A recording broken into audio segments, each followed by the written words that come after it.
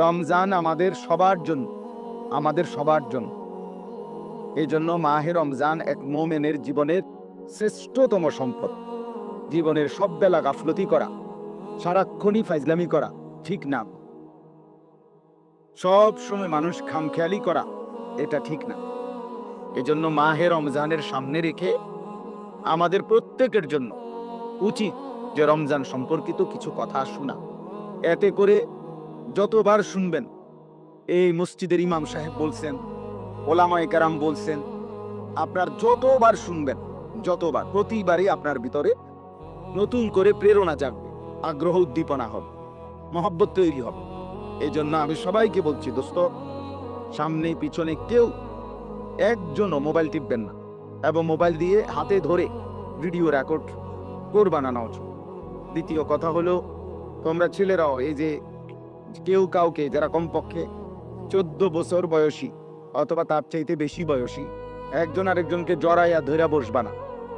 আমি দেখতেছি তোমরা আলাদা আলাদা বসো, আলাদা আলাদা। এটা অসভ্যতা। 14 বছরের পরে যারা বয়স 14 থেকে 15, এই 1 বছরের ভিতরে একটি ছেলে বালেগ হয়, সাবালক হয়। এই 1 বছরের ভিতরে যে কোনো দিন তার প্রথম বীর্যপাত হয়। এতে করে সে প্রাপ্তবয়স্ক হয়। শরীয়তের ভাষায় ইসলামের যাবতীয় হালাল হারামের বিধান তার উপরে বর্তায়। এজন্য তখন তার জন্য দায়িত্ব প্রতিটা গুনাহকে খেয়াল রাখা, প্রতিটা নেক আমলে অভ্যস্ত হওয়া, গুনাহ ছেড়ে দাও।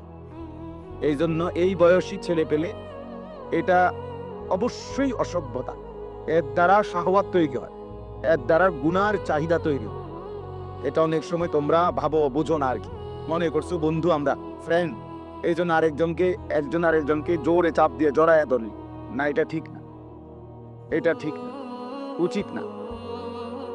এই জন্য ব্যক্তি জীবনেও এটা খেয়াল করা উচিত। কোনোভাবেই নিয়ম হলো, গুনাহ থেকে বাঁচার একটা মাধ্যমই তো যেই পরিবেশে, যেই অবস্থায়, যেই কারণে গুনাহ হইতে পারে তার থেকে আগের থেকেই দূরে থাকা।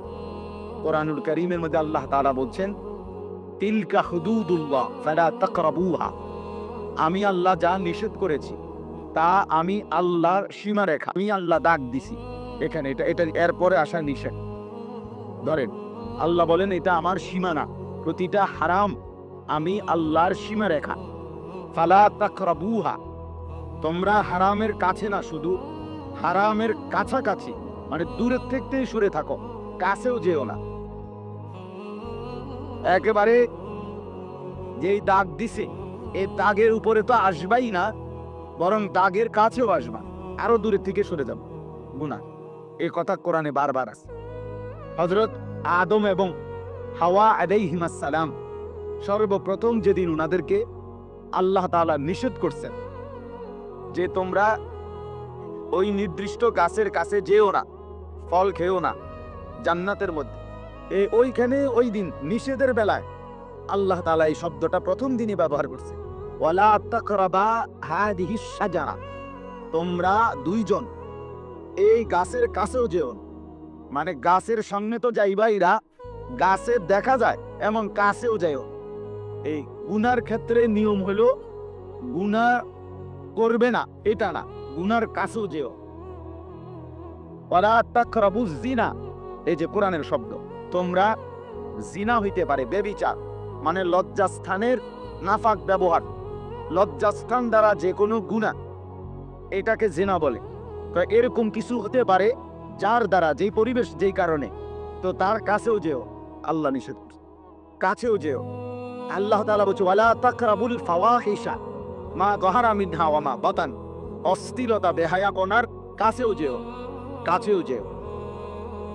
এই জন্য এটা গুরুত্বপূর্ণ। এই শব্দটা বারবার আছে কোরআন শরীফে, ওয়ালা তাকরাবা, ওয়ালা তাকরাবু, কাছেও যেও না, গুনার কাছেও যেতে নাই, গুনার কাছেও যেতেন মায়া জালের মতো গুনাহ।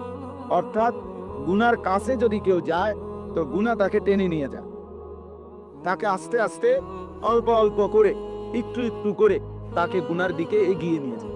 কেউ একদিনেই হয়তো সব গুনায় অভ্যস্ত হয় না, কোনো মদখোর একদিনেই মদ খায় না, নেশাখোর, নারী রুগী, চরিত্রহীন, কিন্তু একদিন এই নিজেকে ছেড়ে দিলে হারামের ব্যাপারে কেউ যদি তাসাহুল করে, মানে যা নিষেধ তার ব্যাপারে যদি কেউ অবহেলা করে, একটু আধটু হলে কিচ্ছু হইতো না, না এই একটু আধটু একদিন তাকে পূর্ণ গুনার মধ্যে লিপ্ত করে। এই জন্য এটা জরুরি ভাই। সব সময় যদি মনে করো জীবন মানেই খামখেয়ালি, জীবন মানেই